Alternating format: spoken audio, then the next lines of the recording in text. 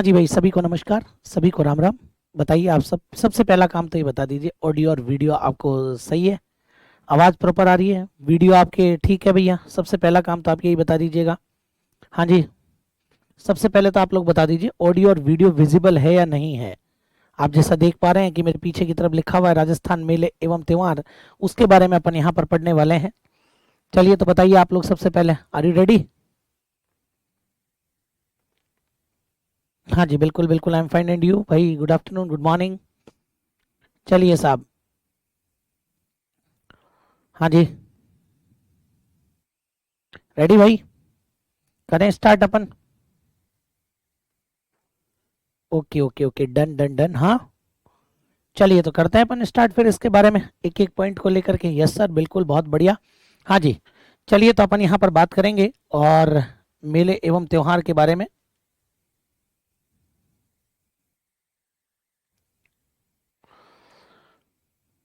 हाँ जी, आपके एक बार कमेंट में शो कर लेता हूँ प्रॉपर।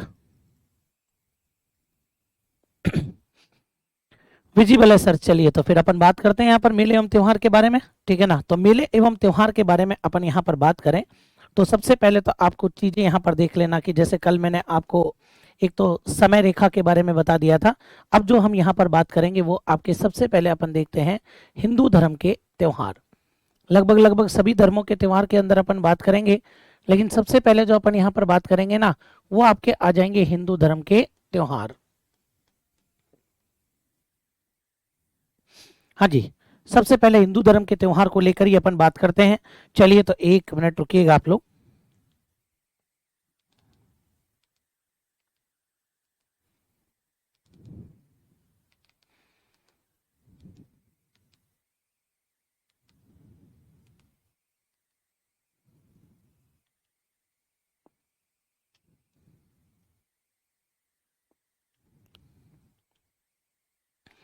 हाँ जी सर, राजस्थान मॉडर्न हिस्ट्री की पीडीएफ अभी तक नहीं मिली है और आर्ट एंड कल्चर की पिछली 3 क्लास की आज मैंने भेज दी है, वो आपको मिल जाएगी, है ना? हाँ जी, चलिए साहब, बिल्कुल बिल्कुल, हनुमान राठौड़ जी। हाँ जी, चलिए साहब, है ना, मैंने भेज दिया, आज सारी मिल जाएगी आपको, है ना? चलिए साहब, कोई दिक्कत नहीं है इसके अंदर। तो देखिएगा आप लोग, हिंदू धर्म के त्योहार, सबसे पहले तो आप लोग एक एक पॉइंट पर ध्यान देना, क्योंकि मैं यहाँ से एक डेफिनेशन निकाल करके लेकर के आऊंगा और वो डेफिनेशन होगी आपके अधिक मास। कौन सी डेफिनेशन होगी? वो आपके, वो अधिक मास की आपकी डेफिनेशन होगी। तो देखो, हिंदू धर्म के जो त्योहार है ना, ये हिंदू धर्म के त्योहार आपके किसके अनुसार चलते हैं? तो ये जो हिंदू धर्म के त्योहार हैं, ये आपके विक्रम संवत के अनुसार चलते हैं। सबसे पहली बात तो आप यही ध्यान रखना कि ये जो हिंदू धर्म के त्योहार हैं, ये आपके किसके अनुसार चलेंगे भैया? तो ये आपके विक्रम संवत के अनुसार चलेंगे, सबसे पहली बात। और ये जो आप विक्रम संवत देख रहे हैं ना, ये विक्रम संवत आपके किस पर आधारित होता है? ये विक्रम संवत आपके चंद्रमा पर आधारित होता है। आई बात समझ में? ये किस पर आधारित होता है भैया आपके? तो ये आपके चंद्रमा पर आधारित होता है, ठीक है? इसीलिए अगर मैं यहाँ पर बात करता हूँ कि ये जो विक्रम संवत है, इस विक्रम संवत के अंदर और एक वर्ष के अंदर कितने दिन होते हैं?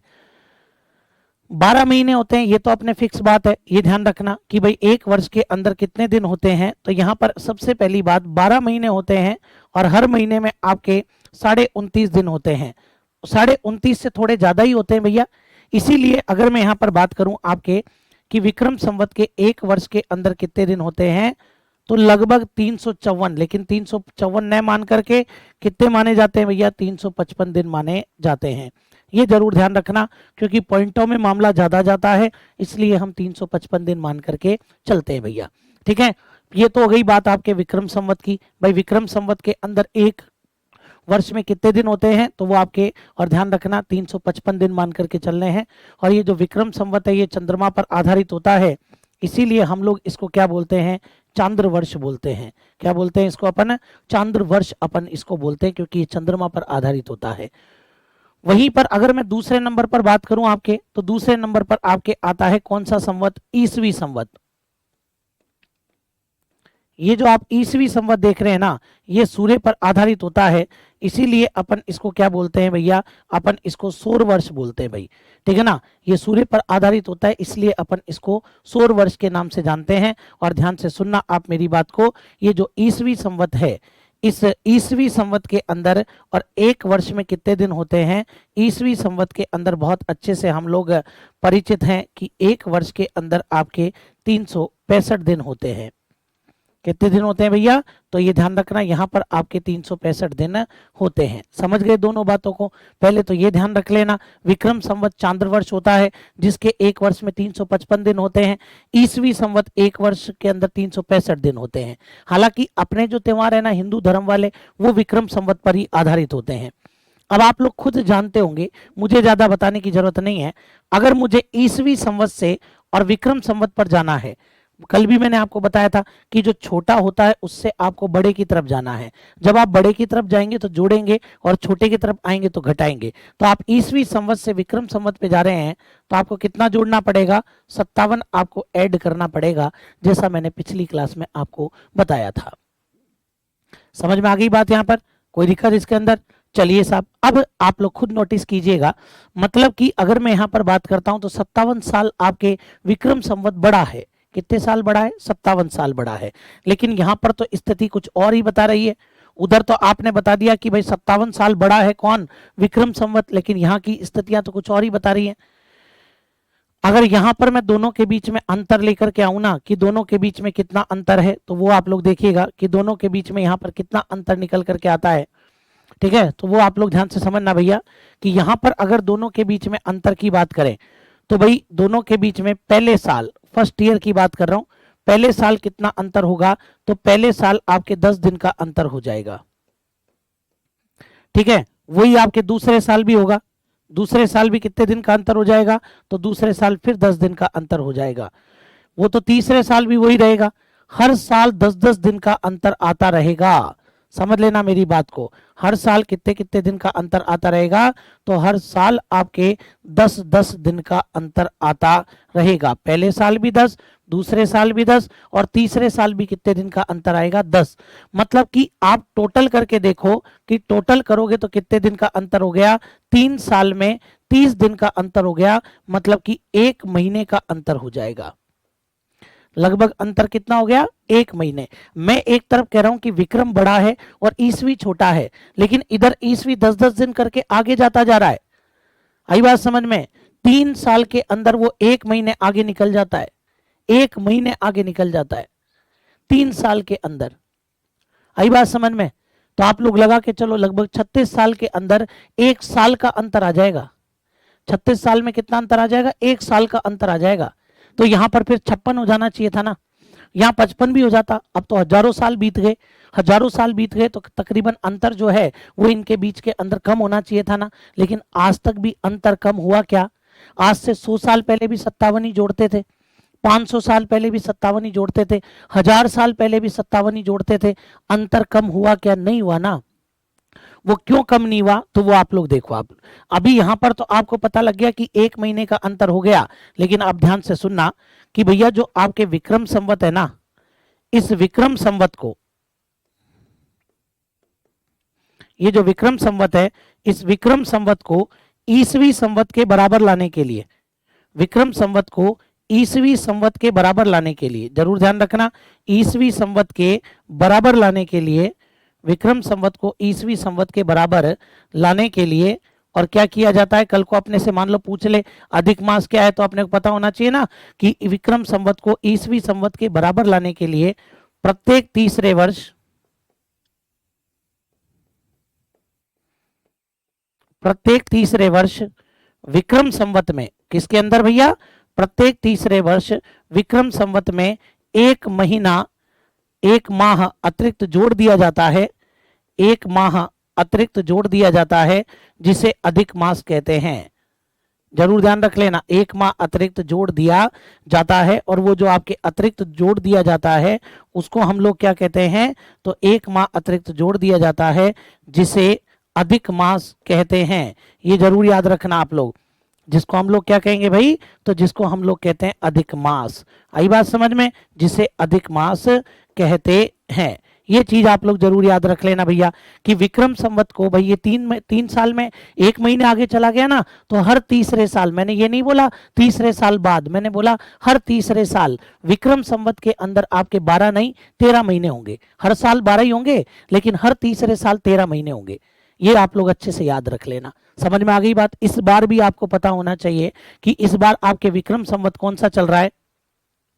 विक्रम संवत 2080 चल रहा है ना, तो 2080 के अंदर सावन का महीना 2 बार आया था ना। आई बात समझ में? तो मतलब कि यहां पर आपके अधिक मास था कि नहीं था? था। तो आप मुझे बताओ 2079 में था क्या? बोले नहीं था भैया। 2078 में था क्या? नहीं था भैया। 2077 में था क्या? बिल्कुल था। 2077 के अंदर अधिक मास था आपके। तो मुझे बताओ 76 में था क्या? नहीं था। 75 में था क्या? नहीं था। 74 में था क्या? बिल्कुल 74 में अधिक मास था। मुझे आज भी ध्यान है, जेठ का महीना 2 बार आया था, आश्विन का महीना 2 बार आया था, सावन 2 बार आ गया। अब बताओ 81 में होगा क्या? नहीं होगा। 82 में होगा क्या? नहीं होगा। 83 में पक्का अधिक मास आएगा। हर तीसरे साल 1 महीना अतिरिक्त जोड़ दिया जाता है और उसको हम लोग क्या बोलते हैं? उसको हम लोग अधिक मास बोलते हैं। समझ गए होंगे मेरी बात को? बिल्कुल, इसी को हम पुरुषोत्तम का महीना भी कह सकते हैं। आई बात समझ में? ये जो अधिक मास होता है ना, इसको हम लोग क्या बोलते हैं? पुरुषोत्तम का महीना भी बोलते हैं। पुरुषोत्तम का महीना भी अपन इसको बोलते हैं। तो ये चीज आप लोग ध्यान रखना। सबसे पहले तो अपने को अधिक मास की कैलकुलेशन पता होनी चाहिए। ये मैंने आपको अधिक मास की कैलकुलेशन बताई।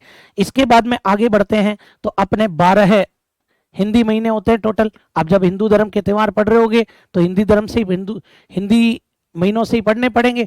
तो ये ध्यान रखना आपके 12 हिंदी महीने होते हैं और वो 12 हिंदी महीने कौन कौन से होते हैं वो अपने को पता होने चाहिए भैया।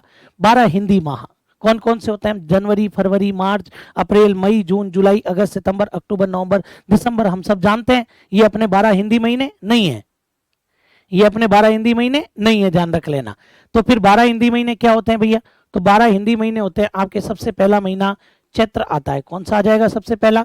चैत्र का महीना होता है, ये ध्यान रखना। चैत्र के बाद में आपके वैशाख आ जाएगा। वैशाख के बाद में आपके ज्येष्ठ आ जाता है। चैत्र, वैशाख, ज्येष्ठ। फिर इसके बाद में आपके आषाढ़ आएगा।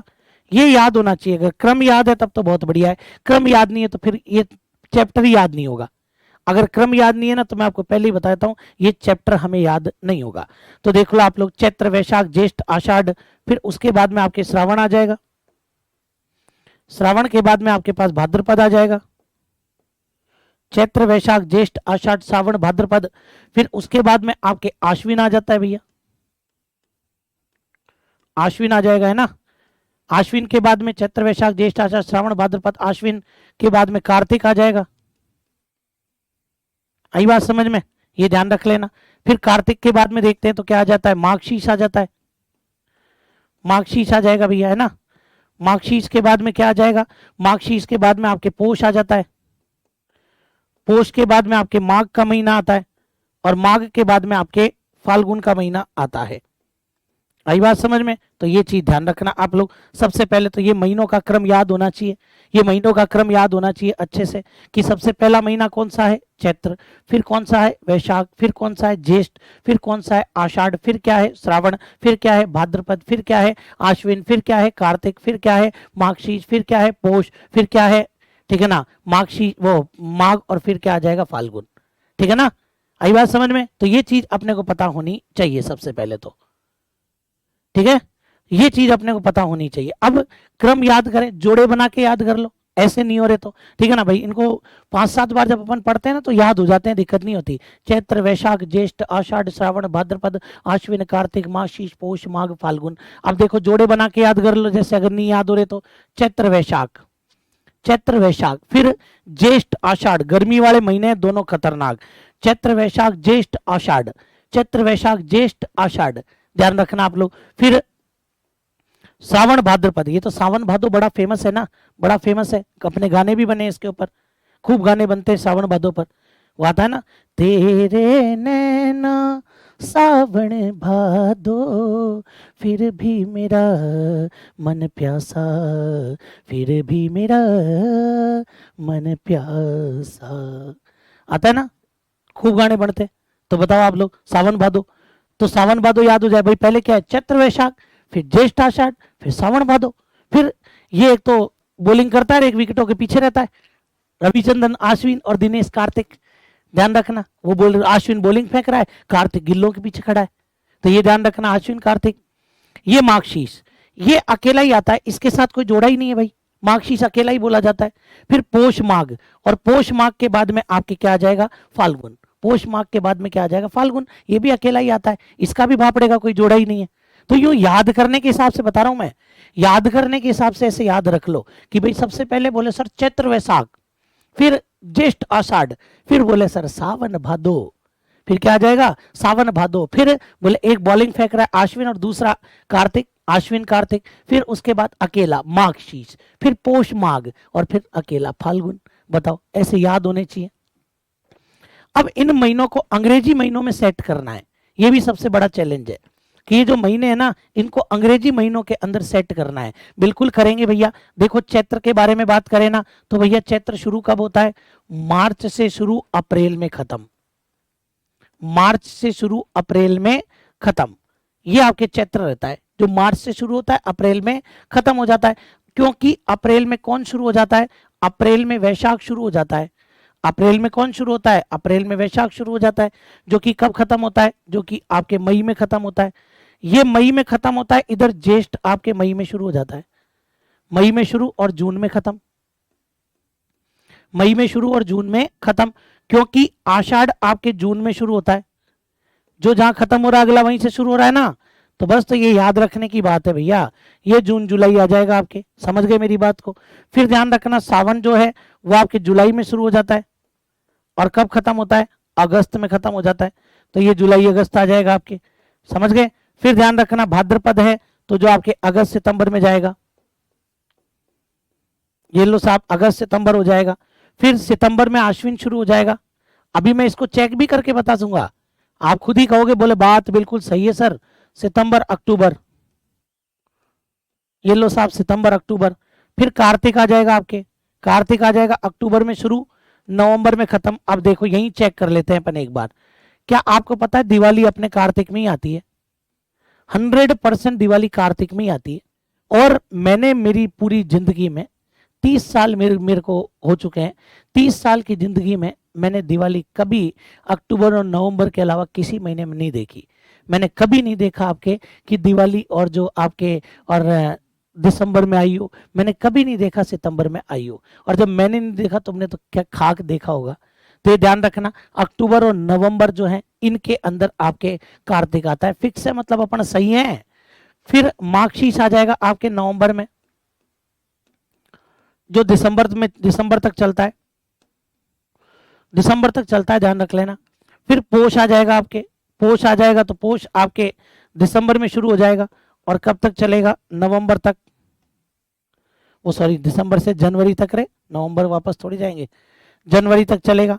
क्योंकि माघ आ जाएगा आपके जनवरी में, और ये आपके जनवरी से लेकर फरवरी तक चलेगा, ठीक है ना। क्योंकि आपके फाल्गुन आ जाएगा फरवरी में, जो कि आपके कहां तक चलेगा, मार्च तक चलेगा। अरे भैया अगर अपने यहां भी मार्च आ रहा है, यहां भी मार्च आ रहा है, तो अपन ने बिल्कुल सही लिखा है ना कि मेरे प्यार की उम्र इतनी सनम, तेरे नाम से शुरू तेरे नाम पे खत्म, सही, ठीक है ना। तो ये ध्यान रखना आप लोग अच्छे से, तो ये अपने को पता होना चाहिए। अब मैं, लेकिन अगर ये क्रम उल्टा पुल्टा हो गया ना तो गए काम से, क्रम अगर उल्टा पुल्टा हो गया ना तो काम से ही चले जाओगे, ये मैं आपको बता देता हूं पहले ही। इसलिए क्रम जरूर याद रख लेना आप लोग अच्छे से, समझ गए बात को।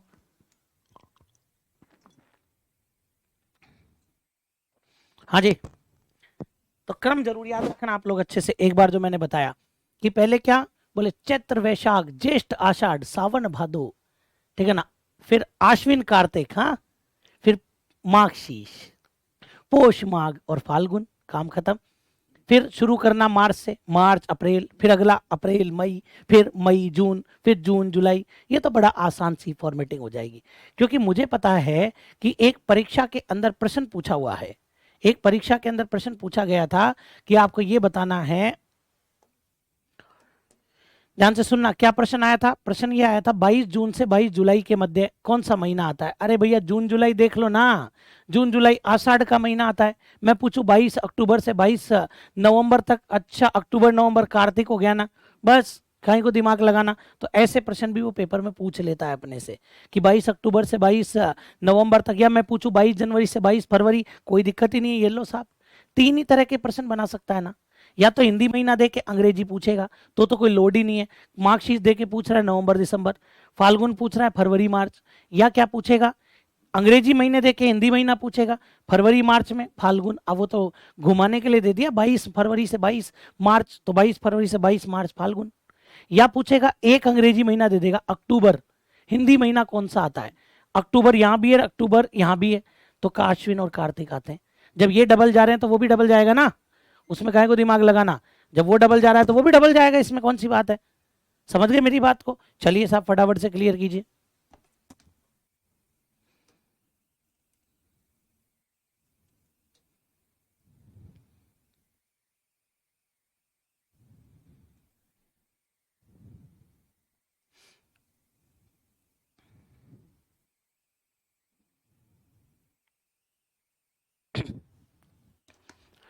ठीक है भाई, चलिए तो अब आगे बात करते हैं अपन इसके बारे में।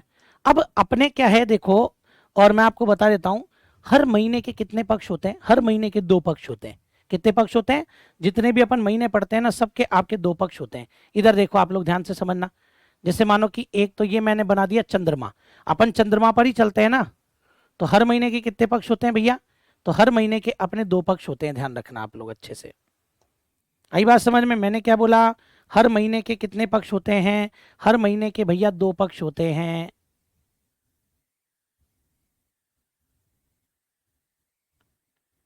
समझ गए, ये मैंने मानो 2 पक्ष बना दिए आपके। ये अपने फिक्स है ये वाली बात कि मैंने बोला कि हर महीने के कितने पक्ष होते हैं भैया, आपने बोला हर महीने के 2 पक्ष होते हैं, बिल्कुल सही बात है भाई साहब आपके। अब दूसरी बात ये भी ध्यान रख लेना, अब एक समय तो ऐसा आता है जिस दिन चंद्रमा हमें बिल्कुल भी दिखाई नहीं देता, और एक समय ऐसा आता है कि जिस दिन चंद्रमा हमको पूरा दिखाई देता है, जिस दिन चंद्रमा हमको पूरा दिखाई देता है। ये 2 ही तो सिस्टम अपने पास में बनेंगे, या तो चंद्रमा पूरा दिखाई देगा या बिल्कुल भी दिखाई नहीं देगा। अगर चंद्रमा अपने को पूरा दिखाई दे रहा है तो उस दिन को आप लोग क्या बोलते हो, खुद ही बता दो ना। उस दिन को आप लोग बोलते होंगे पूर्णिमा। जिस दिन चंद्रमा पूरा दिखाई देता है उस दिन को हम लोग क्या बोलते हैं भैया, उस दिन को हम लोग बोलते हैं पूर्णिमा। और जिस दिन चंद्रमा बिल्कुल दिखाई नहीं देता है वो दिन होता है आपके अमावस्या।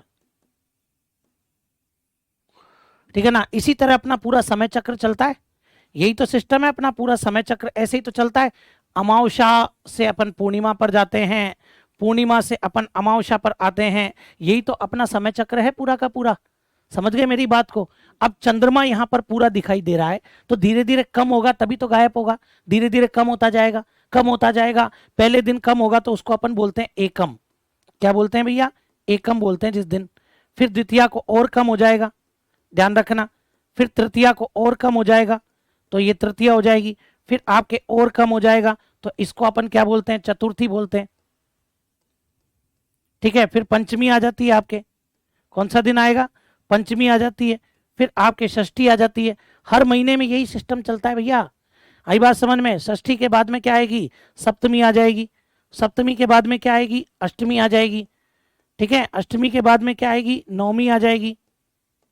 नवमी के बाद में क्या आएगी, दशमी आ जाएगी। यही तो सिस्टम चलेगा। दशमी के बाद में एकादशी आ जाएगी, एकादशी के बाद में द्वादशी आ जाएगी। द्वादशी के बाद में, द्वादशी के बाद में क्या आ जाएगा भैया आपके, त्रयोदशी आ जाएगी। और त्रयोदशी के बाद में चतुर्दशी आ जाएगी।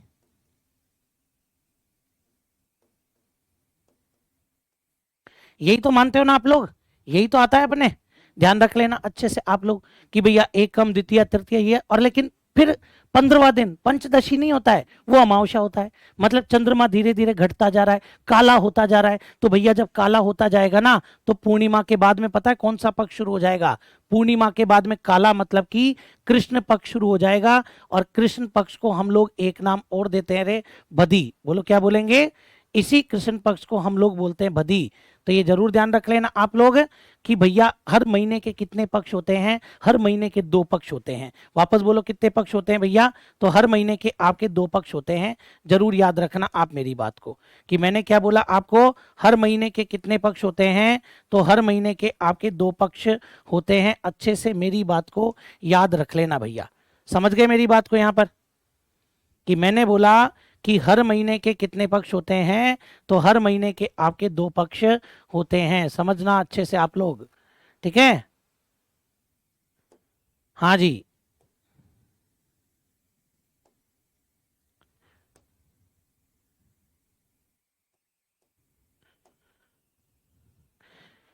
तो यहां जो मैंने आपको बोला उसको जरूर याद रखना कि हर महीने के 2 पक्ष होते हैं। पहला कृष्ण पक्ष होता है जो पूर्णिमा के बाद शुरू होता है, मतलब महीना यहीं से शुरू होता है, एकम से आपके महीना शुरू होता है, ये ध्यान रखना आप लोग। कृष्ण पक्ष के एकम से महीना शुरू होता है। तो मैंने बोला कि हर महीने के कितने पक्ष होंगे भैया, तो हर महीने के आपके 2 पक्ष होंगे। जरूर मेरी बात को दिमाग में सेट कर लेना अच्छे से। समझ गए बात को? चलिए साहब,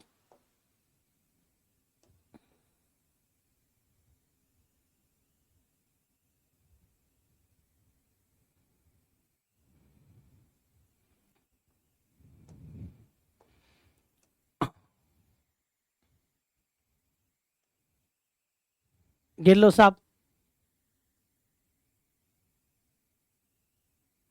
ठीक है। यही तो है तुम्हारे, ठीक है ना। हर महीने के कितने पक्ष होते हैं? हर महीने के 2 पक्ष होते हैं ना। अब ये तो आपके चंद्रमा घट रहा है तो कृष्ण पक्ष बोलेंगे। इधर आपके क्या आ जाएगा, अब चंद्रमा देखो यहाँ काला हो गया ना, अब धीरे धीरे चंद्रमा बढ़ेगा, और जब चंद्रमा बढ़ता है चांदनी रात होना शुरू हो जाती है, तो आपके कौन सा पक्ष आ जाता है, तो ये वाला जो पक्ष है ना, इसको अपन बोलते हैं शुक्ल पक्ष। और ये जो शुक्ल पक्ष है इसी को हम लोग क्या बोलेंगे, सुधी। बोलो क्या बोलेंगे इसी को, सुधी। और ये आपके ध्यान रखना पूर्णिमा पर आके खत्म होगा। तो कृष्ण पक्ष तो कब से शुरू होता है, एकम से लेकर अमावस्या तक, और शुक्ल पक्ष एकम से लेकर पूर्णिमा तक। मतलब कि कृष्ण पक्ष का 15वां दिन क्या होता है, अमावस्या। शुक्ल पक्ष का 15वां दिन क्या होता है, पूर्णिमा। बताओ समझ गए क्या मेरी बात को? कोई दिक्कत इसके अंदर? ये चीज अच्छे से याद रखना। हालांकि ये बच्चों वाली बात थी, लेकिन फिर भी मुझे बतानी थी कि कृष्ण पक्ष का 15वां दिन क्या होता है, अमावस्या, और शुक्ल पक्ष का 15वां दिन क्या होता है, पूर्णिमा। मतलब गलती से भी ये मत कहना कि महीना पूर्णिमा से शुरू होता है, नहीं, महीना कृष्ण एकम से शुरू होता है, फिर कृष्ण द्वितीया तृतीया, फिर अमावस्या, फिर कृष्ण, फिर शुक्ल एकम, शुक्ल द्वितीया, शुक्ल तृतीया, और फिर पूर्णिमा। समझ गए मेरी बात को? पूर्णिमा फिक्स है रे शुक्ल पक्ष में आएगी, अमावस्या फिक्स है कि कृष्ण पक्ष में ही आएगी। आगे देखो, इसके बाद में एक बात आती है। अच्छा, अभी भी ये किसी को नहीं समझ में आया तो क्लियर कर लो भैया, तुरंत क्लियर करो।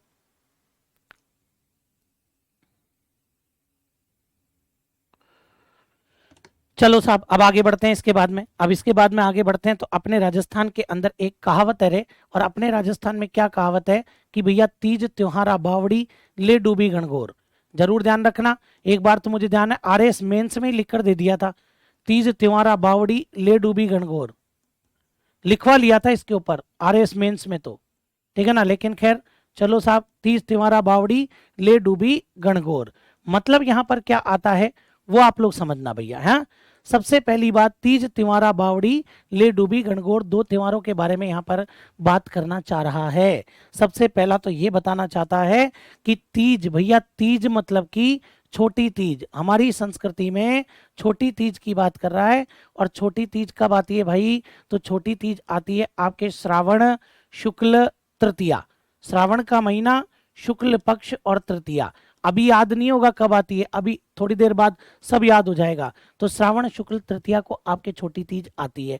और ये ध्यान रख लेना, इस दिन से हमारे क्या होता है, राजस्थानी संस्कृति में यूं माना जाता है कि इसी दिन अपने त्योहारों का आगमन होता है। क्या होता है इस दिन अपने, तो इस दिन अपने त्योहारों का आगमन माना जाता है। सबसे पहली बात तो यही ध्यान रखना, यहीं से अपने त्योहारों का आगमन मानते हैं। और गणगौर, आपके गणगौर तो गणगौर ही होती है ना भैया, गणगौर तो आपके गणगौर ही होती है। और गणगौर बोले तो आपके कब आती है भैया, चैत्र में। बाकी तो सेम है, चैत्र शुक्ल तृतीया, तो गणगौर आपके चैत्र में आती है। और वो आपके ध्यान रख लेना अच्छे से, छोटी तीज आपके सावन में आती है। तो यूं कहा जाता है कि तीज त्योहारा बावड़ी ले डूबी गणगौर। तीज तो त्योहारों को लेकर के आती है, मतलब इस दिन तो त्योहारों का आगमन होता है। और अपने गणगौर के दिन त्योहारों का क्या हो जाता है, गणगौर के दिन आपके त्योहारों का समापन होता है। समझ गए होंगे मेरी बात को कि गणगौर के दिन आपके क्या हो जाएगा, तो गणगौर के दिन आपके त्योहारों का समापन हो जाता है। चलिए साहब, जरूर याद रखना कि गणगौर के दिन त्योहारों का क्या हो जाएगा, समापन हो जाएगा। तभी तो कह रहे हैं कि तीज त्योहारा बावड़ी ले डूबी गणगौर। हाँ, तो मतलब हमारी संस्कृति में त्योहारों का जो प्रारंभ होता है ना, वो आपके सावन के महीने में होता है। कौन से महीने में होता है भैया? हमारी संस्कृति में जो त्योहारों का प्रारंभ होता है ना, वो आपके सावन के महीने में होता है। अच्छे से मेरी बात को याद रखना आप लोग, ठीक है ना? जो मैंने यहाँ पर बताया उस बात को अच्छे से याद रख लेना कि तीज त्योहारा बावड़ी ले डूबी गणगौर। पूछ सकता है कि हमारी संस्कृति में त्योहारों का प्रारंभ कब होता है? छोटी तीज से होता है भैया। हमारी संस्कृति में समापन कब होता है भैया? गणगौर को होता है। हमारी संस्कृति में किस महीने से त्योहारों का प्रारंभ माना जाता है? तो महीने की बात कर रहे हो ना, तो महीने में तो आपके क्या आ जाएगा भाई? महीना सावन के महीने में। फटाफट से क्लियर करो भैया।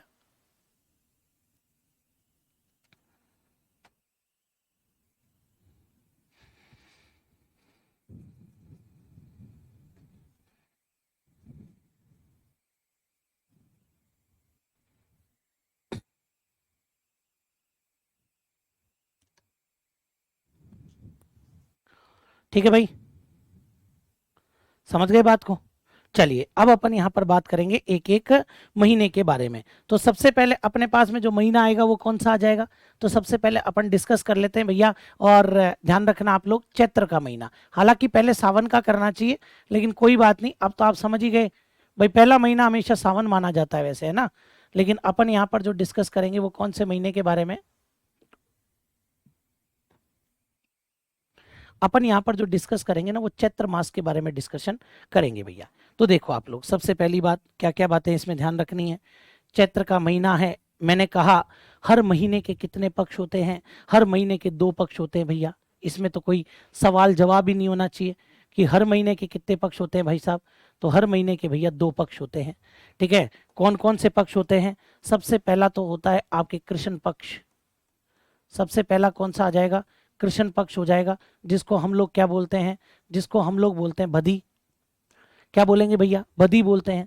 और दूसरा अपने पास में कौन सा पक्ष आ जाएगा? तो दूसरे नंबर पर अगर मैं बात करता हूं तो अपने पास में शुक्ल पक्ष आ जाता है, जिसको हम लोग क्या बोलते हैं? जिसको हम लोग बोलते हैं सुधी। तो एक तो कृष्ण पक्ष हो जाता है, एक शुक्ल पक्ष हो जाता है, एक आपके बदी है और दूसरा आपके सुधी है भैया। चलिए तो देखो, इसके बाद में अपने पास में और क्या बात आती है, सुनना मेरी बात को यहाँ पर। अब कृष्ण पक्ष के अंदर बात करो तो आपके त्योहार आता है एक तो एकम के दिन। कोई ज्यादा बड़ी रामायण नहीं है, एकम के दिन आता है। और एकम के बाद में जो त्योहार आता है वो अष्टमी के दिन आता है। त्योहारों की बात करूं ना, तो केवल और केवल कितने त्योहार आते हैं? 2 ही त्योहार आते हैं, अगर त्योहारों की बात करता हूं तो। त्योहारों को लेकर बात करता हूं, हालांकि बीच में डालूंगा, लेकिन वो वाले डालूंगा जो पेपर में नहीं पूछता है। मेरी नजर में त्योहार की बात करता हूं तो केवल 2 ही त्योहार आते हैं। थोड़ा सा दिमाग लगाइएगा। अगर मैं यहां पर बात करूं कि भैया आपके ठीक, अगर अपन चलते हैं, चैत्र से पहले कौन सा महीना था? फाल्गुन। फाल्गुन के अंदर नृत्य में भी बताया था, फाल्गुन पूर्णिमा, होली आती है ना, तो पूर्णिमा अंतिम दिन होता है महीने का, ये तो पता ही है अपने को। तो होली जब उसके अंदर आती है तो भैया होली के ठीक अगले दिन क्या आता है? धुलंडी। अब धुलंडी क्या फाल्गुन में आ सकती है क्या? संभव ही नहीं है ना। धुलंडी फाल्गुन में आ सकती है क्या? संभव ही नहीं है। संभव तो तब होना जब भाई और महीना अपने पास जगह बची हो, जगह है ही नहीं। पूर्णिमा के दिन फाल्गुन खत्म है, तो धुलंडी को आपको आगे ले जाना पड़ेगा। आगे मतलब चैत्र में। और चैत्र में भी पहले कौन सा पक्ष आएगा? कृष्ण। और पहले कौन सी तारीख आएगी? एकम। तो बात ही खत्म ना। एकम के दिन कौन सा त्योहार मनाओगे भैया? तो आपके धुलंडी का त्योहार मनाएंगे, ठीक है? एकम के दिन कौन सा त्योहार मनाएंगे भाई? तो एकम के दिन सर धुलंडी का त्योहार मनाएंगे। बताओ, कोई दिक्कत ही नहीं होनी चाहिए। फिर इसी दिन आपके किसकी पूजा शुरू कर देते हैं अपन? गणगौर की पूजा यहीं से शुरू करते हैं। गणगौर जो होती है ना आपके, गणगौर, उसकी पूजा का प्रारंभ यहीं से हो जाता है। होली के दूसरे दिन गणगौर की पूजा आपके प्रारंभ हो जाती है। ये आप लोग ध्यान रख लेना अच्छे से। समझ गए मेरी बात को? अब देखो दूसरी बात, धुलंडी आपने मनाई, ये तो आपने त्योहार मना लिया, लेकिन भैया मेले भी तो इस दिन लगते हैं। आप लोग थोड़ा सा फोकस कीजिएगा। एक तो आपको पता होना चाहिए, इस दिन लगता है आपके फूल डोल मेला।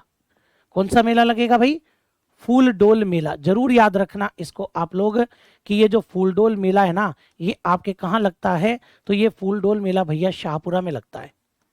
शाहपुरा वो भीलवाड़ा के पास है, जो अब तो जिला बन गया ना, इसलिए मेरे को अब ज्यादा बताने की जरूरत नहीं है। नहीं तो ये फूल डोल मेला कहाँ लगेगा? आपके शाहपुरा में लगेगा। और सुनो, ठीक है ना। जब संत और संप्रदाय अपन पढ़ते हैं तो वहां पर ये बात आती है कि ये फूलडोल मेला किससे संबंधित है, तो हमारे एक संप्रदाय है राम स्नेही संप्रदाय, जिसकी प्रमुख पीठ शाहपुरा में ही है। तो राम स्नेही संप्रदाय से संबंधित हो जाएगा ये मेला। समझ गए मेरी बात को, पहले तो ये ध्यान रखना। फिर जब आप लोक देवता पढ़ते हैं, आपको मैंने बताया होगा कि होली के दूसरे दिन छेड़छाड़ के देवता, जिनका नाम क्या है, इलोजी, उन इलोजी की क्या निकाली जाती है, इलोजी की बारात निकालते हैं। क्या निकालते हैं, इलोजी की बारात निकालते हैं। और इलोजी की जो बारात निकाली जाती है वो कहाँ निकाली जाती है भैया, वो बाड़मेर में निकाली जाती है। तो ये दूसरे नंबर पर ध्यान रखना। लोक नृत्य आप लोगों ने पढ़े हैं, लोक नृत्य के अंदर मैंने आप लोगों को बताया था कि इसी दिन आपके मेला लगता है, कौन सा, बादशाह का मेला। कौन सा मेला लगता है, बी फोर बादशाह, बी फोर ब्यावर, बताया था ना आपको, बी फोर ब्यावर और बी फोर भैरव। भैरव नृत्य करते हैं, बीरबल नृत्य करते हैं। तो ये ध्यान रखना आप लोग अच्छे से। तीन चीजें इस दिन की सबसे इंपॉर्टेंट है। शाहपुरा में फूलडोल मेला लगता है जो कि रामस्नेही संप्रदाय से संबंधित है। बाड़मेर में इलोजी की बारात निकाली जाती है और ब्यावर में बादशाह का मेला लगता है। बताओ, हालांकि त्योहार तो दुलंडी है, तो एक्स्ट्रा बोनस है अपने जो मेरे को आपको बताने हैं। फिर इसके बाद में आपके आगे बात करते हैं अष्टमी, और वो भी चैत्र मास की, चैत्र के महीने की कृष्ण पक्ष की अष्टमी। इस दिन अपन ठंडा भोजन करते हैं। ठंडा भोजन करते हैं मतलब कि कौन सा त्योहार आ जाएगा, शीतलाष्टमी। शीतलाष्टमी का त्योहार आएगा। शीतलाष्टमी बोले तो आपके बास्योड़ा, ठंडा भोजन करते हैं ना, बासा भोजन, तो इसीलिए इसको अपन क्या बोलते हैं, बास्योड़ा भी बोलते हैं। समझ में आ गई होगी आपको बात। तो जब भी अपने को जरूरत पड़े, ठीक है ना, कोई आरएस वारएस की तैयारी करता है, मेंस लिखता है, तो उसको अपने को पता होना चाहिए, इसमें लिखना चाहिए इस दिन ठंडा भोजन किया जाता है। शीतला माता की पूजा करते हैं इस दिन अपन। कौन सी माता की पूजा करते हैं इस दिन, तो इस दिन हम लोग शीतला माता की पूजा भी करते हैं। तो ये भी अपने को पता होना चाहिए भैया। समझ गए मेरी बात को। तो देखो आप लोग, शीतलाष्टमी मतलब कि आपके बास्योड़ा। और अब वही बात घूम फिर के बताओ सर, इस दिन किसका मेला लगेगा। अरे भैया मैं क्या बताऊंगा, शीतला माता का मेला लगेगा इस दिन। कौन सी माता का मेला लगेगा, तो इस दिन आपके शीतला माता का मेला लगेगा। ध्यान रखना आप लोग, ठीक है ना। शीतला माता का मेला आपके इसी दिन लगता है। और ये जो शीतला माता का मेला है ये कहाँ लगेगा, तो ये शीतला माता का मेला आपके चाकसू, अपने जयपुर जिले में पड़ता है। अब तो जयपुर ग्रामीण का पार्ट हो गया, ठीक है ना। तो ये आपके जयपुर ग्रामीण का पार्ट हो गया है। तो ये आपके जयपुर ग्रामीण में शीतला माता का मेला लगता है। इस मेले की खास बात ये है कि इस मेले के अंदर और आजकल बैलगाड़ियां सज कर के आती हैं, और रंगीन बैलगाड़ियां सज कर के आएंगी, मतलब तो इसीलिए इसको क्या कहा जाता है आपके, इसको भैया बैलगाड़ियों का मेला भी कहते हैं। क्या कहते हैं इसको अपन, तो इसको बैलगाड़ियों का मेला भी आपके कहा जाता है। तो ये चीज भी आप लोग थोड़ा सा ध्यान रख लेना कि इसमें बैलगाड़ियां सज धज करके आती हैं, इसीलिए इसको बैलगाड़ियों का मेला भी कहते हैं। पहली बात, एक मेला तो ये हो गया। अरे भैया इसी दिन आप लोगों को मैंने बताया था कि क्या मनाया जाएगा, इस दिन आपके गुड़ला महोत्सव मनाया जाएगा। क्या मनाएंगे इस दिन हम लोग, तो इस दिन आपके गुड़ला महोत्सव मनाया जाएगा। जरूर याद रखना आप लोग, ठीक है ना। गुड़ला महोत्सव इस दिन मनाया जाएगा। अरे देवर भाभी होली वो सब बात की बात है, वो होली के टाइम पर बताऊंगा। गुड़ला महोत्सव इस दिन मनाते हैं, और गुड़ला नृत्य भी तो करते हैं। और ये कहाँ मनाएंगे भैया, जोधपुर के अंदर मनाएंगे। गुड़ला महोत्सव कहाँ मनाते हैं, तो गुड़ला महोत्सव अपने जोधपुर में मनाते हैं। फिर इसी दिन आपके एक मेला भी लगता है भैया, केसरिया नाथ जी का मेला। ये भी जरूर याद रखना, केसरिया नाथ जी, केसरिया नाथ जी का मेला भी लगता है। और ये केसरिया नाथ जी हैं, कहां लगता है, दुलेव गांव। ये आपके दुलेव गांव के अंदर लगता है। और दुलेव गांव बोले तो आपके कहां पड़ता है भैया, उदयपुर। उदयपुर के दुलेव गांव में और केसरिया नाथ जी का मेला भी लगता है, ये भी ध्यान रखना। और केसरिया नाथ जी हैं कौन पता है क्या, अरे महाराणा कुंभा के टाइम पर जैन धर्म के जो अनुयायी थे ना, वो महाराणा कुंभा से आकर मिले और कहा कि हम हमारे प्रथम तीर्थंकर आदिनाथ जी का मंदिर बनाना चाहते हैं। महाराणा कुंभा जैन धर्म को संरक्षण प्रदान करने वालों में माने जाते हैं। उन्होंने तुरंत कहा आप एक काम करो, दुलेव गांव चले जाओ उदयपुर में, वहां जाकर के आप मंदिर बना लो, कोई दिक्कत नहीं है साहब।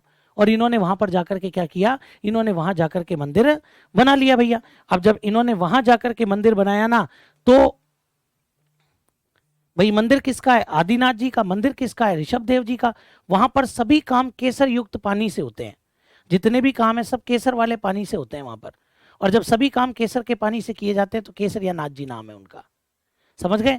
और इनकी मूर्ति काले पत्थर की है, इसीलिए इनको काला बाउसी भी कहते हैं। क्या कहते हैं केसरिया नाथ जी को? काला बाउसी का मेला भी आप लोग कह सकते हो। अरे जैन ले लो, वैष्णव ले लो, शैव ले लो, ठीक है ना, भील जनजाति ले लो, सभी इनको मानते हैं। ठीक है ना। तभी तो इनका मेला दो दो दिन चलता है। अष्टमी को तो लगता ही लगता है, वो तो मेन है। और नवमी तक चलता है भैया। अष्टमी और नवमी 2 दिन इनका मेला चलता है। ये भी आप लोग जरूर याद रख लेना भैया। ठीक है ना। हाँ बिल्कुल, ऋषभ देव जी वही हैं ये। ऋषभ देव जी आदिनाथ जी वही हैं ये आपके। आई बात समझ में? अब इसके बाद में आप लोग देखिएगा। चलिए अब इसके बाद में अगर मैं बात करता हूं आप लोगों से यहाँ पर, तो मेरी बात को ध्यान से सुनिएगा आप, एक एक पॉइंट को इसके अंदर। ठीक है ना।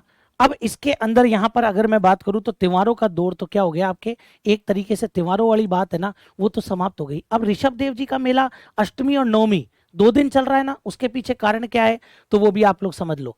भैया अष्टमी और नवमी के पीछे कारण ये है क्योंकि नवमी को मनाई जाती है आपके क्या, नवमी के दिन आती है आपके ऋषभ देव या आदिनाथ जयंती। अरे भाई केसरिया नाथ जी तो ऋषभ देव जी हैं, वही तो आदिनाथ जी हैं। तो ये ध्यान रखना, इसी दिन आपके ऋषभ देव या आदिनाथ जयंती मनाई जाती है। तो ये भी आप लोग जरूर याद रखना। ऋषभ देव जी की जयंती या आदिनाथ जी की जयंती हम लोग कब मनाते हैं, तो ये आपके नवमी को मनाते हैं। अभी इसके अंदर आपको एक दो बातें बताऊंगा, सुनना मेरी बात को। इसीलिए तो अष्टमी और नवमी 2 दिन मेला लग रहा है। फिर आप आ जाओ सीधे एकादशी पर। सीधे कहां पर आ जाओ आप, तो सीधे आप लोग एकादशी पर आ जाओ। और एकादशी के अंदर आप लोग देखना कि एकादशी के दिन आपके क्या होगा। तो एकादशी के दिन आपके एक मेला लगता है, जोहर मेला। और सबसे बड़ा जोहर कहाँ हुआ था रे? बोले सर सबसे बड़ा जोहर चित्तौड़ में हुआ था। बस तो दिमाग ही नहीं लगाना। लो साहब ये मेला कहाँ लगता है आपके, तो ये मेला आपके चित्तौड़गढ़ के अंदर लगता है। That's all. फिर इसके बाद में एकादशी के बाद में फिर आप आ जाओ सीधे अमावस्या पर। कहाँ जाओ आप? सीधे अमावस्या पर आ जाओ। और ये जो अमावस्या के दिन है आपके जो लगेगा वो आपके लोक देवता अपन पढ़े थे, तो लोक देवता में पाबू जी का जन्म चैत्र अमावस्या को ही तो हुआ था। तो पाबू जी का मेला लगाना पड़ेगा ना। और ये जो पाबू जी का मेला है कहाँ लगेगा? बोले सर ये कोलूमंड में लगेगा। और कोलूमंड कहाँ है भाई? फलोदी। ये कोलूमंड कहाँ है भैया? तो ये कोलूमंड आपके फलोदी में है। समझ गए? फिर एक और मेला लगेगा इस दिन। देवता का लगा दिया तो देवी का भी लगाओ। घोटिया अंबा मेला। कौन सा मेला? घोटिया अंबा मेला भी लगा सकते हो आप लोग। तो ये जो घोटिया अंबा मेला है ना, ये घोटिया अंबा मेला आपके कहाँ लगता है? बांसवाड़ा। बोलो कहाँ लगता है भैया? बांसवाड़ा। और इस मेले की खास बात क्या है? इस मेले को कहा जाता है आपके आदिवासियों का, वो सॉरी, आदिवासियों का दूसरा कुंभ। कुंभ तो बेणेश्वर को कहते हैं भैया, आदिवासियों का कुंभ बेणेश्वर को बोलते हैं। बताऊंगा, माघ पूर्णिमा को लगता है। इसको कहते हैं आदिवासियों का दूसरा कुंभ। अब कुछ लोगों को लगेगा अर्ध कुंभ, अरे अर्ध कुंभ भी नहीं बोलते। अर्ध कुंभ आपके सीताबाड़ी मेले को बोलते हैं, जो कि सेरिया जनजाति का होता है ना, उसको बोला जाता है। समझ गए मेरी बात को? ये ध्यान रखना सबसे पहले। अब इसके अंदर जो बात मैं आपको बताने जा रहा था, भाई होली के बाद की बात है ना, सीधी सीधी। इधर देखना आप लोग, ये अमावस्या वाली बात खत्म। अगर होली के जस्ट बाद वाली त्रयोदशी होती है ना, उसको बोलते हैं रंग तेरस। कुछ ही नहीं रहे, बच्चों का सा खेल है। रंग तेरस क्या बताऊं इसके अंदर, बताओ मैं आपको। ये रंग तेरस होती है। और अगर मान लो यहां पर मैं बीच में आपके एक डेट और फंसा दूं, जिसका नाम है पंचमी। इधर देखना आप लोग, ये बीच में पंचमी और डाल दूं, तो पंचमी क्या हो जाएगी? रंग पंचमी। अरे वही तो बात है ना, क्या ही बताऊं इनके बारे में, हालांकि पूछता भी नहीं है रे। तो ये बीच में रंग पंचमी और आ जाती है। समझ गए अब बात को यहाँ पर? तो ये चीज आप लोग ध्यान रखना। पहले ये फटाफट से क्लियर करो। एक पक्ष कंप्लीट कर दिया मैंने यहाँ पर। यहाँ पर मैंने आपके एक पक्ष कंप्लीट कर दिया है। आप भी फटाफट से इसको क्लियर कर लीजिए भैया।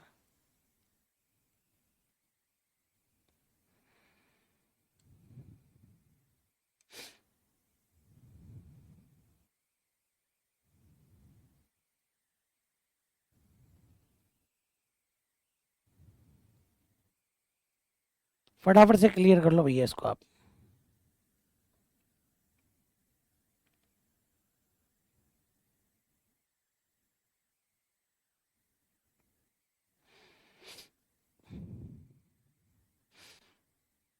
हाँ जी, पिछली क्लास तो अपलोड है, वैसे ये भी आप लोग कर लीजिए फटाफट से क्लियर।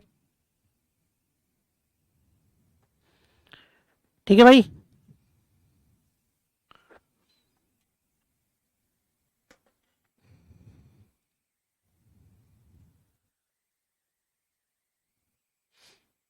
चलिए भाई, क्लियर है तो बताओ फटाफट से, कोई दिक्कत इसके अंदर? कहीं पर कोई भी दिक्कत आ रही हो तो पूछ सकते हैं भाई। हाँ, अभी तो आप लोग पूछ सकते हैं भैया, कोई भी आपको दिक्कत आए तो आप लोग इसके अंदर है पूछ सकते हैं भैया ना। हाँ जी।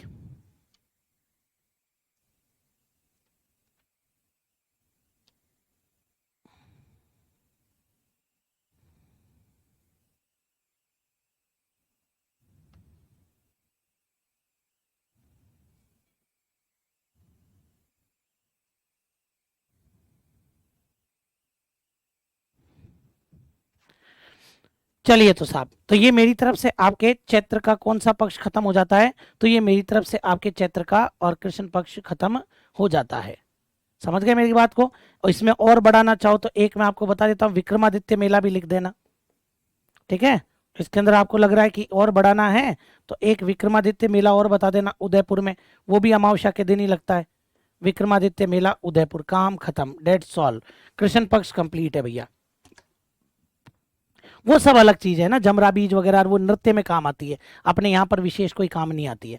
ठीक है, तो भाई बड़ी आसान सी बात है, ज्यादातर तो मेले ही मेले मिलेंगे। अब सुन लो अच्छे से, एकम के दिन दुलंडी आती है, गणगौर की पूजा इसी दिन प्रारंभ हो जाती है, रामस्नेही संप्रदाय की पीठ छापरा में फूलडोल मेला लगता है, बाड़मेर में ईलोजी की बारात निकाली जाती है, और ब्यावर में बादशाह का मेला लगता है। पंचमी आपके रंग पंचमी आ जाएगी, ध्यान रखना। अष्टमी के दिन आपके शीतलाष्टमी और बास्योड़ा। अब सुनो आप लोग, अगर यही अष्टमी शुक्ल पक्ष में होती है ना, कितना अच्छा तरीका है याद करने का। वो देखो आप लोग, अगर यही अष्टमी आपके शुक्ल पक्ष में होती ना तो कितनी गजब की बात है। अगर चैत्र कृष्ण अष्टमी है ना, तब तो मेला लग रहा है शीतला माता का, और चैत्र शुक्ल अष्टमी है ना तो मेला लगता है कैला देवी का। किसका? कैला देवी का। बोले सर ये हम उल्टा पुल्टा कर देते हैं कृष्ण और शुक्ल में, क्यों कर देते हो? इधर देखो, कृष्ण शीतला, शुक्ल कैला। कभी भी ये ध्यान रखना, कै के साथ में कै मत कर देना और शय के साथ में शय मत कर देना, बात खत्म। सिमिलर नहीं होगा, ध्यान रखना आप लोग, कभी भी मिला दिए ना तो फिर गलत हो जाएगा। तो कै के साथ में शय करो और शय के साथ में कै करो, कभी गलती नहीं करोगे। इधर शीतला माता का मेला और इधर आपके किसका मेला आ जाएगा? तो इधर आपके मेला आ जाता है किसका? बताओ फटाफट से, कैला देवी का मेला। ठीक है, समझ गए मेरी बात को? ऐसे देखो, दो चीज याद करा दी, ऐसे ही देखो एक और चीज याद कराता हूँ। सर और सब्जेक्ट की क्लास कब लगेगी? साइंस मैथ रीजनिंग की? भाई वो तो अब आप लोगों को एक बार कॉल करके पूछ लेना, वो आपको पता लग जाएगा, है ना। अब देखो इधर, आप और बात सुनो मेरी। अब अगर मैं बात करता हूं इधर शुक्ल पक्ष की, किसकी बात करूं? शुक्ल पक्ष की बात करूं, तो इधर देखना आप लोग, नवमी के दिन अरे जैन धर्म के कितने तीर्थंकर हैं भैया? जैन धर्म के टोटल कितने तीर्थंकर है बताना? बोले सर जैन धर्म के टोटल बात करें ना तो तीर्थंकर है कितने? फटाफट बोलो। 24। अपने को 24 तो याद नहीं रखने ना, अपने को यहां पर कल्चर में 24 क्यों याद रखने? अपने को पहला ऋषभ देव जी और अंतिम महावीर स्वामी, वो दोनों याद रखने। दोनों की जयंती चैत्र में आती है, जो बड़ा है वो पहले आएगा, आदिनाथ जी पहले आ जाएंगे, और जो छोटे हैं वो बाद में आएंगे, महावीर स्वामी बाद में आएंगे। तो भैया आदिनाथ जी आप पहले हैं तो आप कृष्ण पक्ष में आ जाओ, महावीर स्वामी आप 24वें हैं तो आप शुक्ल पक्ष में जाओ। फर्क ये, आप 9 को आ जाना, आप 13 को आना। तो चैत्र कृष्ण नवमी ऋषभ देव जयंती, चैत्र शुक्ल त्रयोदशी महावीर स्वामी की जयंती, काम खत्म। चलिए खैर वो तो अपन पढ़ लेंगे। अब इधर देखो आप लोग, इधर सबसे पहले अपन बात करते हैं एकम। कोई भी एकम हो, एकम को अपन अपनी देसी भाषा में है ना पड़वा भी बोलते हैं, जरूर ध्यान रखना आप लोग। एकम को हम लोग क्या बोलते हैं? एकम को हम लोग पड़वा भी बोलते हैं, समझ गए? एकम, पड़वा या फिर प्रतिपदा भी बोलते हैं भैया, हम तो इसको प्रतिपदा भी बोलते हैं, ध्यान रखना आप लोग। तो एकम, पड़वा या प्रतिपदा, सुन लेना अच्छे से, एकम, पड़वा या प्रतिपदा। भैया ये जो दिन है ना, इतना इंपॉर्टेंट दिन है ये, कि इस दिन आपके किसका प्रारंभ हुआ था पता है? इस दिन आपके शुरू हुआ था विक्रम संवत। इस दिन क्या शुरू हुआ था आपके? तो इस दिन आपके विक्रम संवत का प्रारंभ हुआ था। ये जरूर याद रखना आप लोग। किसका प्रारंभ हुआ था इस दिन आपके? तो इस दिन आपके विक्रम संवत का प्रारंभ हुआ था।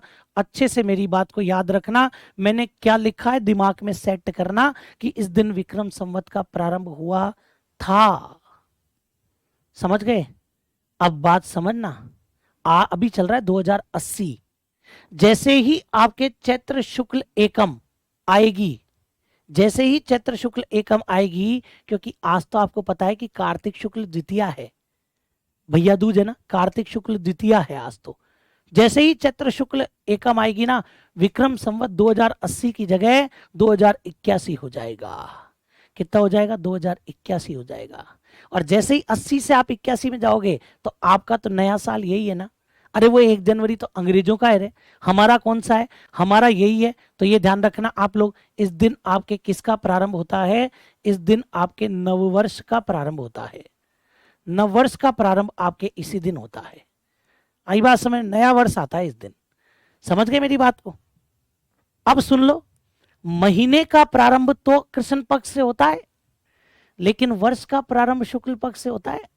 भाई महीना तो कृष्ण में ही प्रारंभ होगा ना, लेकिन जो अपना वर्ष है ना, वो आपके शुक्ल से प्रारंभ होता है, चैत्र शुक्ल एकम। और महीना चैत्र कृष्ण एकम। डोंट वरी, क्या ही दिक्कत है?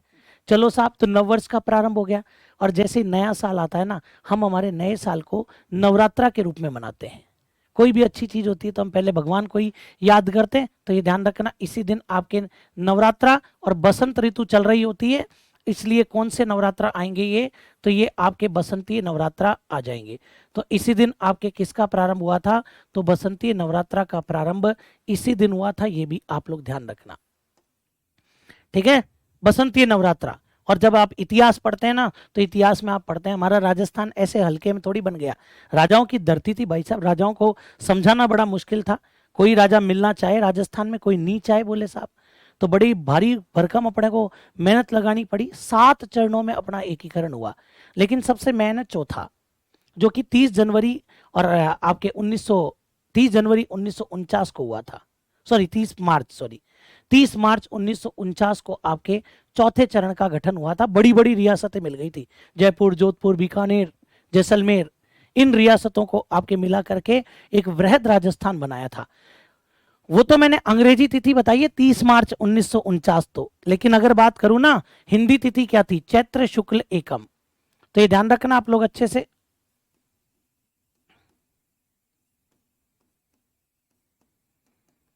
इसी दिन आपके किसका गठन हुआ है? इस दिन आपके वृहद राजस्थान का गठन हुआ है। और वृहद राजस्थान का गठन वैसे अगर मैं बात करता हूं तो 30 मार्च 1949 को हुआ था। 30 मार्च 1949 को हुआ था, ध्यान रखना आप लोग। समझ गए मेरी बात को? तो इसी दिन आपके वृहद राजस्थान का गठन हुआ था। जरूर याद रखना आप अच्छे से मेरी बात को, ठीक है? फिर इसके बाद में एक आखिरी बात, इसी दिन आपके महाराष्ट्र में मनाया जाता है क्या? गुड़ी पड़वा महोत्सव। ध्यान रखना, गुड़ी पड़वा महोत्सव ये अपने यहां नहीं मनता रे, ध्यान रखना, ये महाराष्ट्र के अंदर मनता है। तो ये गुड़ी पड़वा महोत्सव आपके महाराष्ट्र में भी, वो भी आपके चैत्र शुक्ल एकम को ही बनाया जाता है। कुछ लोग पता है क्या गलती करते हैं? कुछ लोग डेट को ऐसे बोलेंगे, चैत्र मास के शुक्ल। अरे भैया ना रे, चैत्र शुक्ल एकम, बस काम खत्म। चैत्र शुक्ल एकम, अपना काम खत्म भैया। तो ये आपके जरूर ध्यान रखना कि इस दिन एक तो विक्रम संवत का प्रारंभ हुआ था, एक नववर्ष का इस दिन प्रारंभ होगा, क्योंकि भाई विक्रम संवत इस दिन बदलेगा तो नया साल आएगा। इस दिन ही बसंतीय नवरात्रा मनाए जाते हैं। आपके नवरात्रा के बारे में तो मैं आपको बताऊंगा और भी। और इसी दिन आपके वृहद राजस्थान का गठन हुआ, और इसी दिन महाराष्ट्र में आपके गुड़ी पड़वा महोत्सव मनाया जाता है। ये 5 बातें आपको इस दिन की जरूर याद रखनी है। समझ गए मेरी बात को? ठीक है ना? और सुन लो अच्छे से।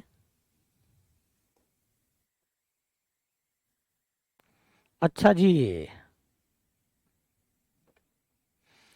थोड़ी सी गड़बड़ कर दी अपन ने, है ना? हम्म।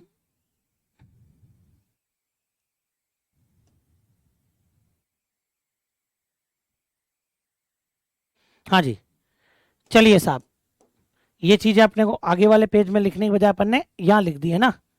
चलो साहब, तो इसको भी देखते हैं अपन, आगे वाले पेज में ले जा पाएंगे क्या अपन।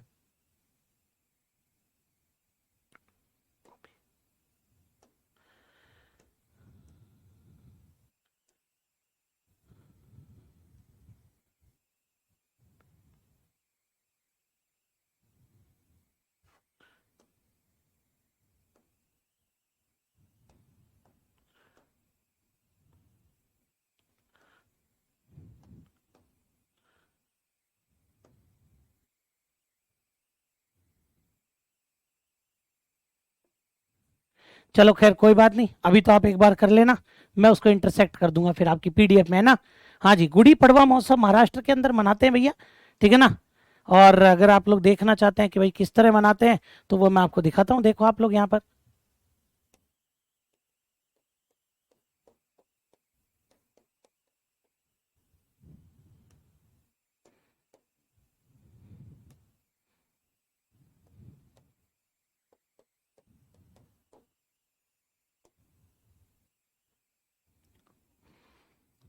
इस तरह ये, और ये गुड़ी पड़वा महोत्सव की वो होती है, इस तरह ये ध्यान रखना, देवी की उपासना के अंदर ये लोग इसको मनाते हैं।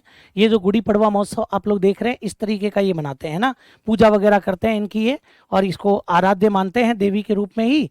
तो आप लोग जैसा देख सकते हैं भाई, ये गुड़ी पड़वा महोत्सव आपके मनाया जाता है। समझ गए मेरी बात को। चलिए साहब,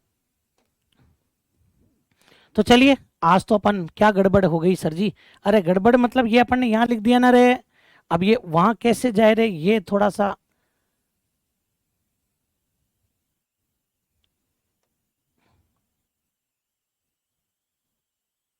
हम्म।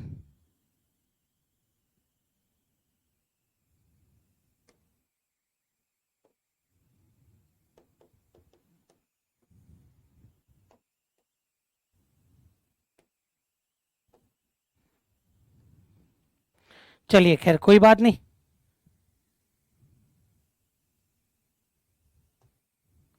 वो तो मैं कर दूंगा, चलिए, है ना। तो आज तो अपन इतनी बात करेंगे, हमने तो लिख लिया सर जी, कोई बात नहीं, वो मैं सेट कर दूंगा, आप उसकी चिंता मत करना। तो आज अपन इतनी बात करेंगे, कल फिर मुलाकात करेंगे अपन इसके बारे में, ठीक है, इस महीने को आगे लेकर के। तब तक के लिए और मेरी तरफ से आपको बहुत बहुत धन्यवाद भाई। हाँ जी, और कुछ पूछना है आपको तो पूछ लीजिए भैया। अच्छा, एक बार क्लियर कर लीजिए आप इस चीज़ को, ये जो मैंने लास्ट में लिखा है, जिन्होंने नहीं लिखा है वो लोग क्लियर कर लीजिए भाई फटाफट से। फिर कल अपन इस महीने को कंप्लीट करके और महीनों पर चर्चा करेंगे भैया। और कोई प्रश्न आपसे पूछना, आपको पूछना है तो भैया पूछ सकते हैं ना।